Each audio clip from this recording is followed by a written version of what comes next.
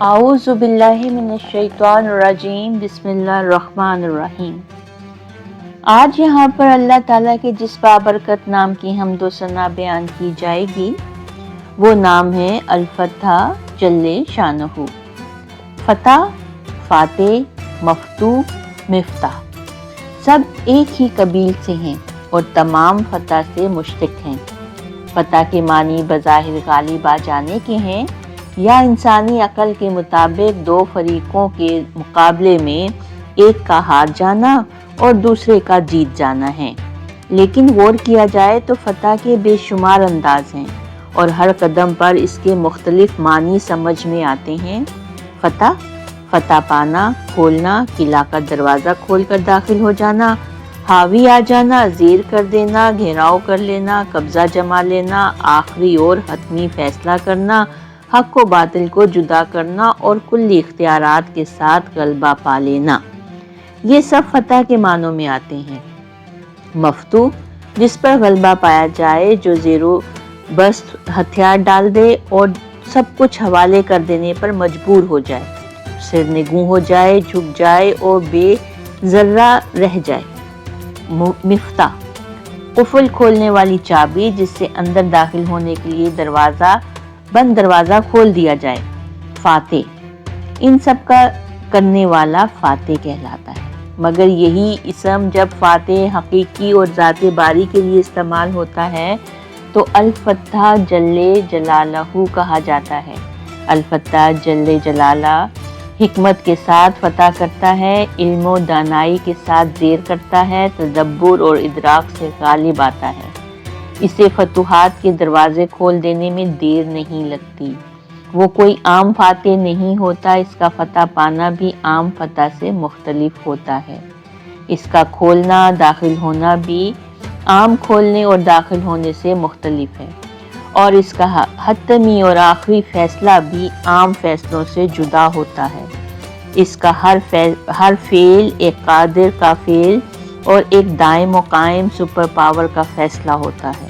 اس عنوان فتح کے تمام واقعات کے متعدد مطلب ہیں جو ہر موقع پر مختلف معنی دیتے ہیں۔ کبھی کسی کے لیے آسمانوں کے دروازے کھولے جاتے ہیں اور کبھی کسی کے لیے کھولے ہی نہیں جاتے۔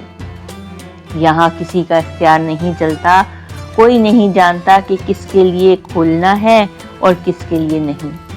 حضرت عبداللہ بن عمر کہتے ہیں کہ حضور پاک صلی اللہ علیہ وآلہ وسلم نے فرمایا کہ جس شخص پر دعا کا دروازہ کھولا گیا اس کے لیے گویا رحمت کے دروازے کھول دیے گئے، یعنی جسے دعا کی توفیق دی گئی۔ اور جو چیز اللہ سے مانگی جاتی ہے ان میں اللہ کے نزدیک سب سے زیادہ پسندیدہ چیز عافیت ہے۔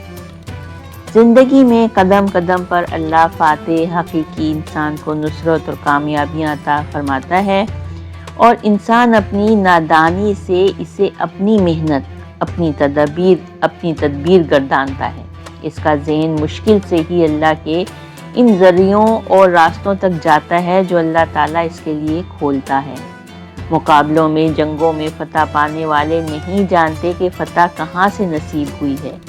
جیت کر اپنی تدبیر اور اپنی پالیسیوں پر داد دیتے ہیں۔ ارشاد ہوتا ہے، اے نبی، حقیقت یہ ہے کہ آپ نے انہیں قتل نہیں کیا بلکہ اللہ نے انہیں قتل کیا ہے، اور آپ نے انہیں نہیں پھینکا بلکہ اللہ نے پھینکا، اور اس نے جو مومنوں کے ہاتھ استعمال کیے گئے یہ اس لیے تھا کہ اللہ مومنوں کو ایک بہترین آزمائش سے کامیابی کے ساتھ گزار دے۔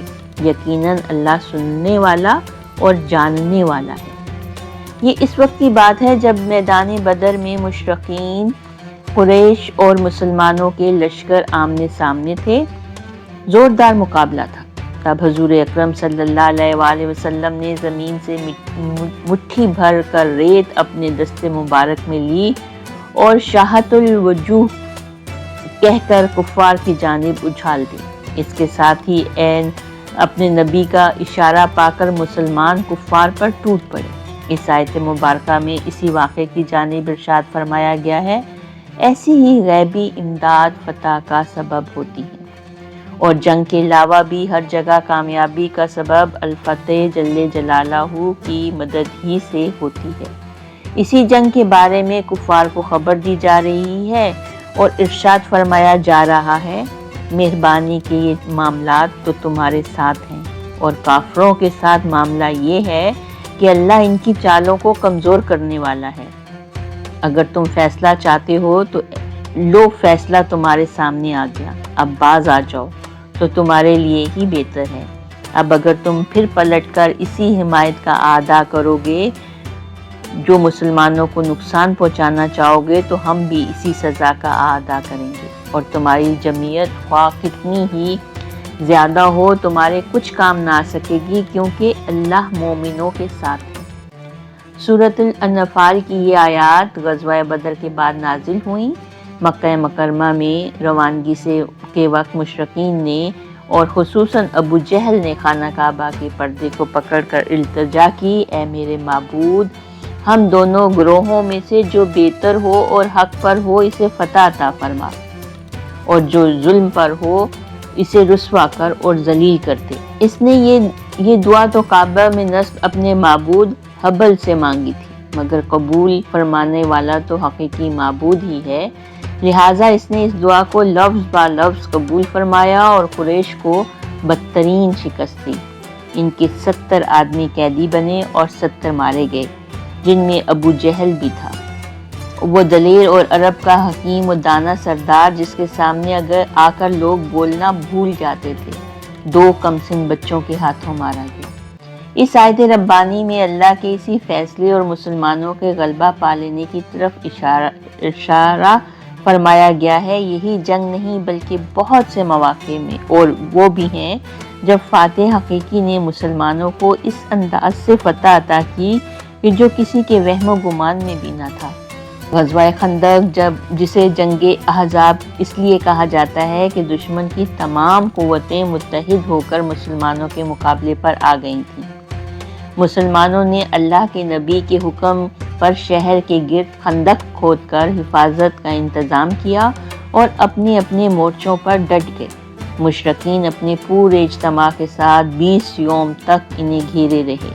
مسلمان دنیاوی تدابیر کے ساتھ اللہ سے بھی دعا کر رہے تھے، یہاں تک کہ فاتح حقیقی نے تیز ہوا کے ذریعے سے مشرکین کے منہ پھیر دیے، اور یہی آندھی ان کے شکست کھا کر راتوں رات میدان سے فرار ہو جانے کا سبب بن گئی۔ جنگ تبوک میں بھی حضور اکرم صلی اللہ علیہ وآلہ 20 یوم تک تبوک میں ٹھہرے رہے، مگر قیصر کی فوج کو مقابل آنے کی جرت نہیں ہوئی، بلکہ ارد گرد کے علاقوں کے سردار صلح کرنے کے لیے حاضر ہوتے رہے۔ مفتوح ہو جانے کی یہ بھی ایک صورت ہے کہ وہ مقابلے کے لیے بھی نہ آ سکے اور شکست مان گئے۔ مسلمانوں کو ایک فتح جنگ خیبر میں نصیب ہوئی۔ باقاعدہ جنگ اور بار بار حملوں کے بعد قلعہ کا دروازہ کھول کر اندر داخل ہوئے اور پوری قوم نے ہتھیار ڈال دیے۔ الفاتح جل جلالہ کا فتح عطا کرنے کا ایک انداز فتح مکہ کی صورت ہے، جو ایک فیصلہ کن فتح تھی۔ تمام مشرکین عرب کی قوت توڑ دینے والی وہی قبیلے جو ایک ایک کر کے سازش کر رہے تھے اور مسلمانوں کو نقصان پہنچا رہے تھے، اب جوک در جوک اس دین میں داخل ہونے لگے، اور دیکھتے ہی دیکھتے پورے عرب پر اسلام غالب آ گیا۔ پورے قبیلے بغیر دعوت کے اسلام کے دامن میں پناہ لینے لگے۔ فرمایا گیا، جب اللہ کی مدد اور فتح آ جائے تو لوگوں کو اللہ کے دین میں جوک در جوک آتا دیکھ لے، تو اپنے رب کی تسبیح کرنے لگ حمد کے ساتھ اور اس سے مغفرت کی دعا مانگ، بے شک وہ بڑا ہی توبہ قبول کرنے والا ہے۔ ایک فتح وہ ہوتی ہے جو علم کی بنیاد پر نصیب ہوتی ہے۔ کفار کے مباہلے، مناظرے اور مقابلے میں برتری پا لینا بھی فتح کی ایک صورت ہے، لیکن اس کے لیے علم پر عبور اور کردار میں پختگی لازمی ہے۔ عالم بے عمل یا علم برائے نام اور عمل مدارد فتح کی ضمانت نہیں بن سکتی۔ ایک فتح فرد کو حاصل ہوتی ہے، ایک قوم کو۔ ہر جگہ فتح عطا فرمانے والا ایک ہی ہے۔ کسی بھی انسان یا قوم کے اختیار میں نہیں کہ وہ خود سے فتح جیسی چیز حاصل کر لے، لیکن صرف فتح کی امید پر بیٹھے رہنا اور خود کوئی کوشش نہ کرنا بھی اللہ تعالیٰ کی ناراضگی کا سبب بن جاتی ہے۔ کامیابی حاصل کرنے کے لیے جو طریقے، جو راستے اللہ نے بتائے ہیں اور جو کاوشیں کرنے کا حکم دیا ہے، ان سب پر عمل کرنا بھی بہت ضروری ہے، اور اللہ تعالیٰ اس دنیا میں کی گئی کاوشوں کا ہی حساب لے گا، جس کے بعد آخری فیصلہ کیا جائے گا۔ ارشاد ہوتا ہے، کہہ دیجئے کہ ہمارا رب ہم سب کو ایک جگہ جمع کرے گا اور ہمارے درمیان ٹھیک ٹھیک فیصلہ کر دے گا۔ وہ فاتح العلیم ہے۔ انسان کے ہر جانب ازل سے ابد تک مخالفتیں ہی مخالفتیں ہیں، اور ان سب پر اسے غالب آنا ہے، شیطان پر فتح پانا، دشمنوں پر، اپنے نفس پر، اندر سے باہر تک حریف ہی حریف ہیں، جن میں سے کسی کے سامنے بھی اسے ہتھیار نہیں ڈالنے۔